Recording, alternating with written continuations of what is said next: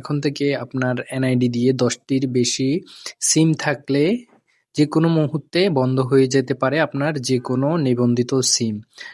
অর্থাৎ সরকার কর্তৃক 10টি সিম নিবন্ধন থাকতে পারে একজন ব্যক্তির নামে। এর থেকে বেশি থাকলে আগামী 30শে অক্টোবরের মধ্যে আপনার যেকোনো সিম বন্ধ হয়ে যেতে পারে।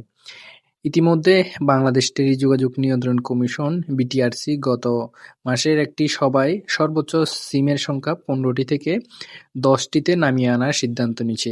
বাস্তবায়নের ফলে 10টির অতিরিক্ত সিম আছে এমন 26 লাখ গ্রাহকদের 67 লাখ সিম বন্ধ করে দেওয়া হবে।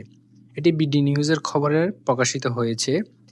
ইতিমধ্যে বিটিআরসির এক বার্তায় 30 অক্টোবরের মধ্যে যাদের 15টি সিম রয়েছে তাদের সিমের সংখ্যা কমিয়ে ফেলতে বলা হয়েছে। একক নামে কত সিম আছে সেটা জানা যাবে। *16001# ডায়াল করে 10টির অতিরিক্ত সিম থাকলে গ্রাহকরা সংশ্লিষ্ট মোবাইল অপারেটরের মাধ্যমে ডি-রেজিস্টার করতে পারবেন। 2017 সালে একজন গ্রাহকের নামে সর্বোচ্চ 15টি সিম নিবন্ধন করা যাবে বলে নির্দেশনা দেয় বিটিআরসি। এর 8 বছর পর চলতি বছরের 19 মে একটি কমিশন সভায় 19 মে সিমের সংখ্যা কমানোর বিষয়ে সিদ্ধান্ত নেয় সংস্থাটি। সিম কমানোর এই সিদ্ধান্ত নেওয়ার আগে কমিশন এই সংক্রান্ত পর্যালোচনা করেছে।